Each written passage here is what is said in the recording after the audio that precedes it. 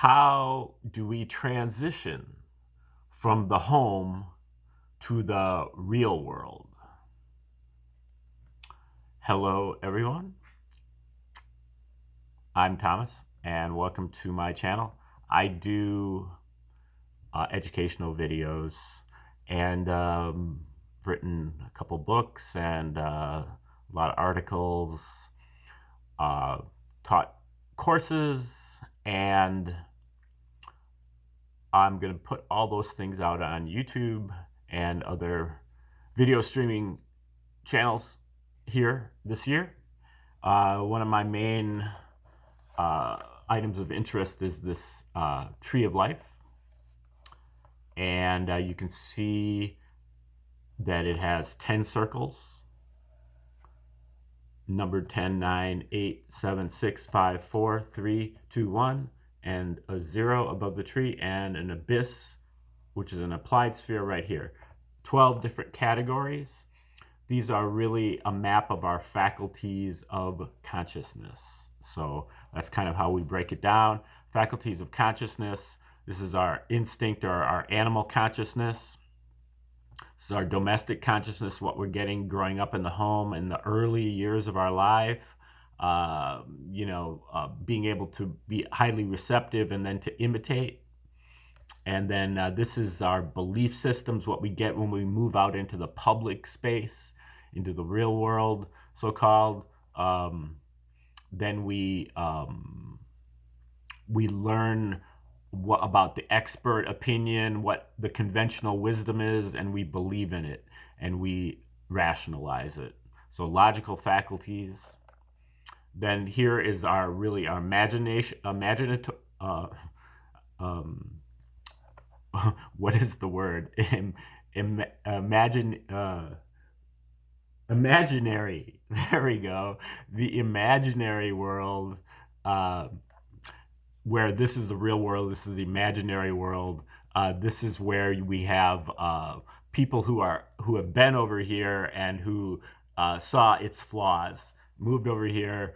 This is where we have artists and inventors. They come up with other things that maybe will remedy some of the problems over here.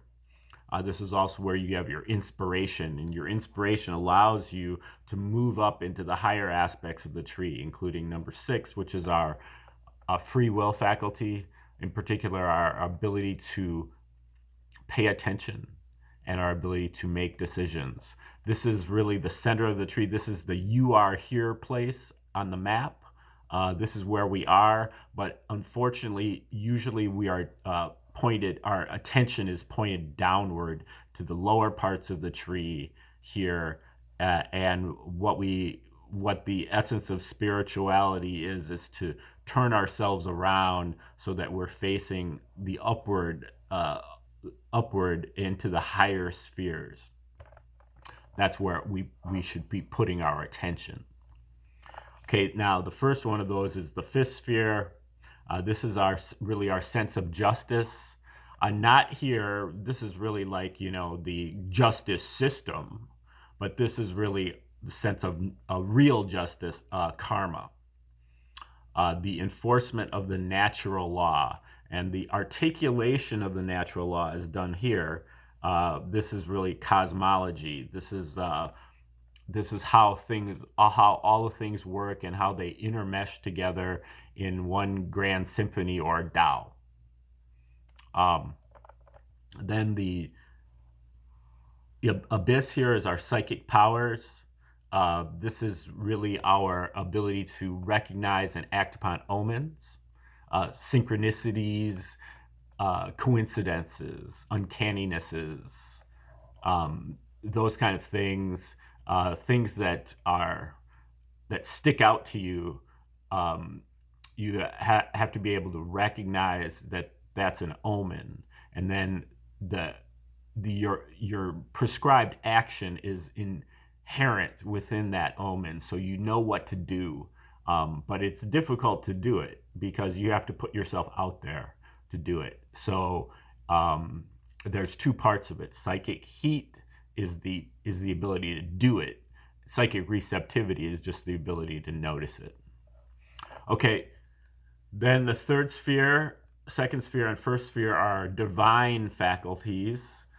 So this is omnipotence, all powerful, omniscience or wisdom, all knowing, and omnipresence, all present, always, eternally. And then we tap into this through sound synchronization, tap into this through really silence of the mind. This whole pillar here is really our visualization processes.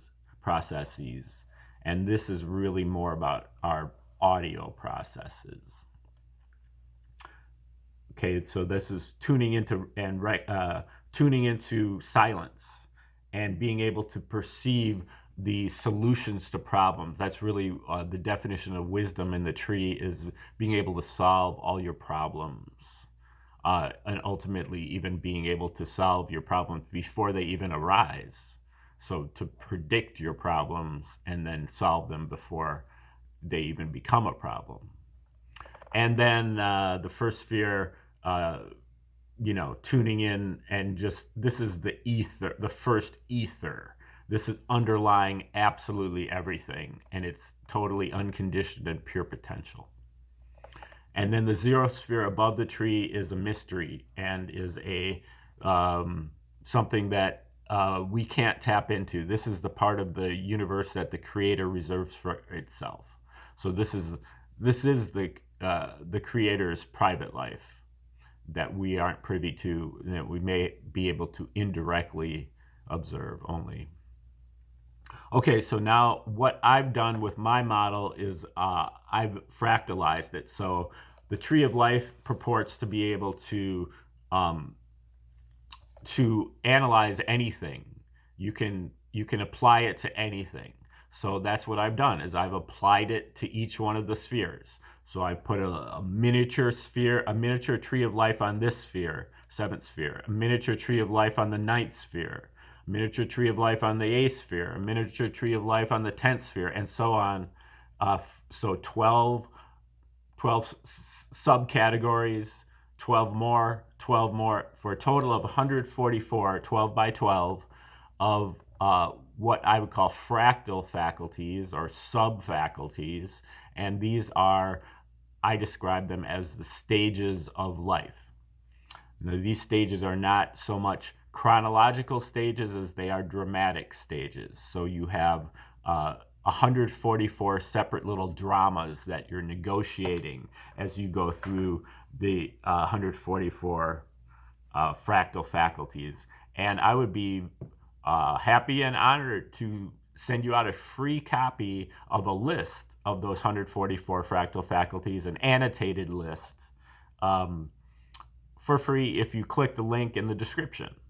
And I'll get that out to you, and it will help you if you listen to more of my videos, kind of be able to keep track and keep score as we go through all 144 of these over the next few months.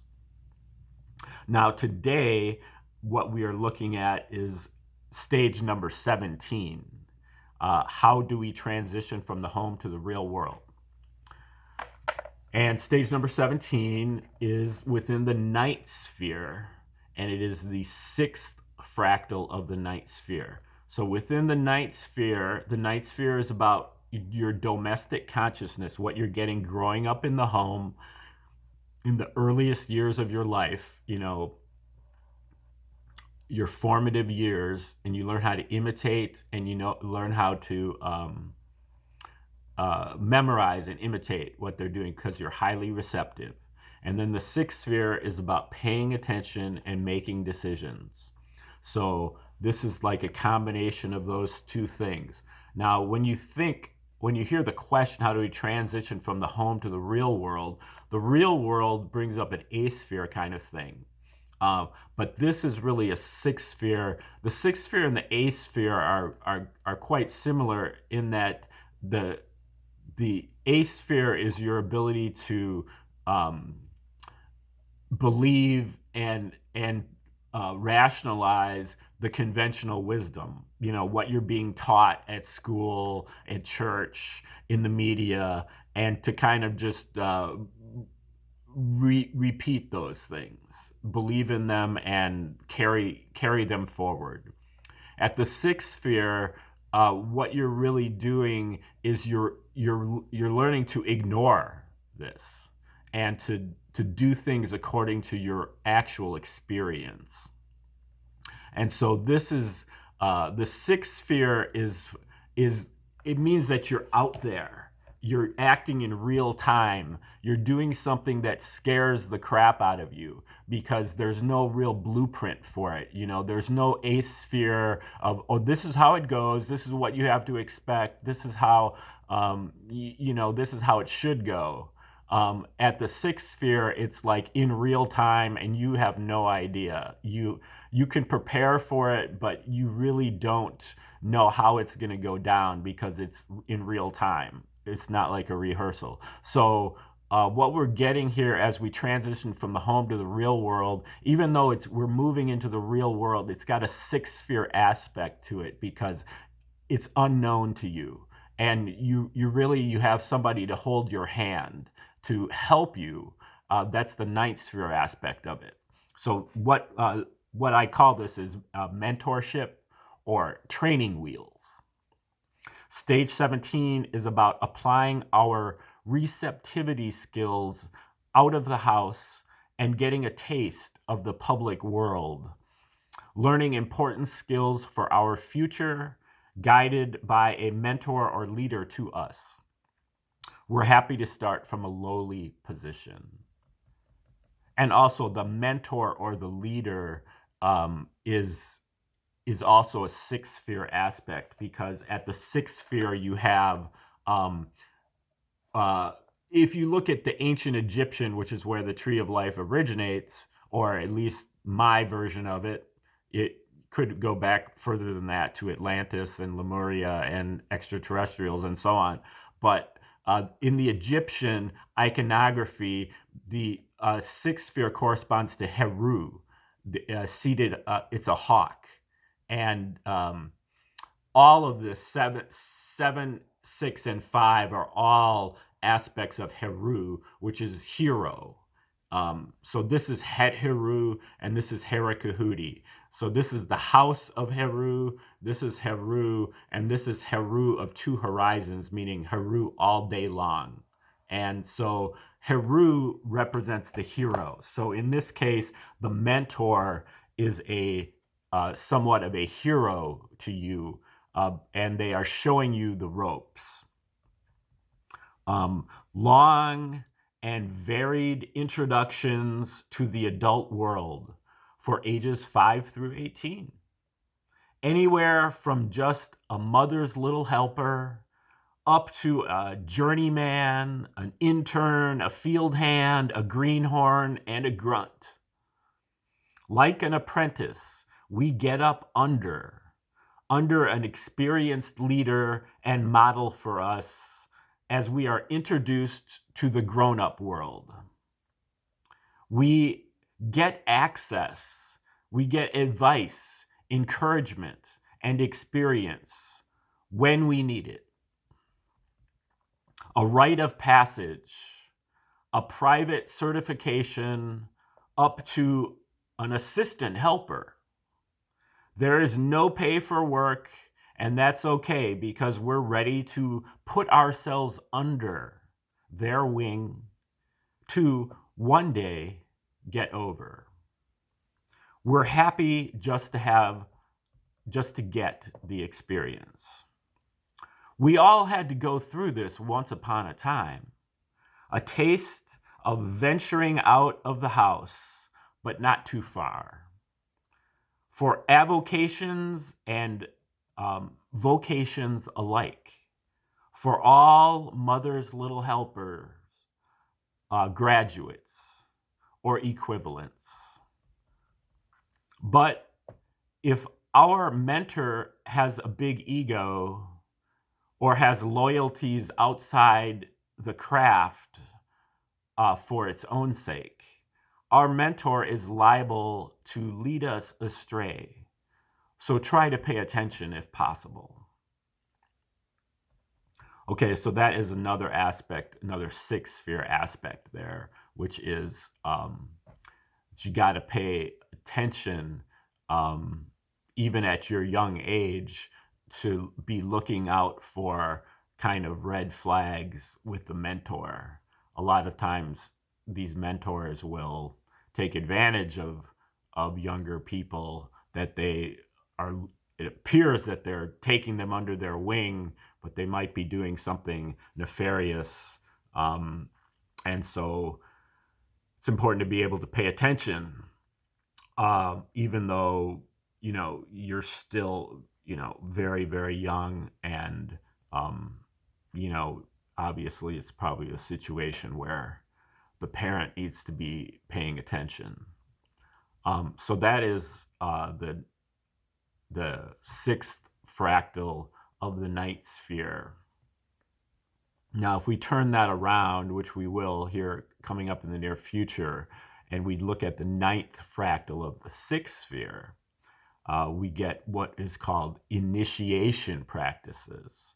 So this is really kind of a similar thing. It's a mentorship, but it's on a spiritual level. So we're here at number 17, mentorship. We're being introduced to the real world, and at number 50, which is the ninth fractal of the sixth sphere, we're being introduced to the hidden world or the occult world through initiation.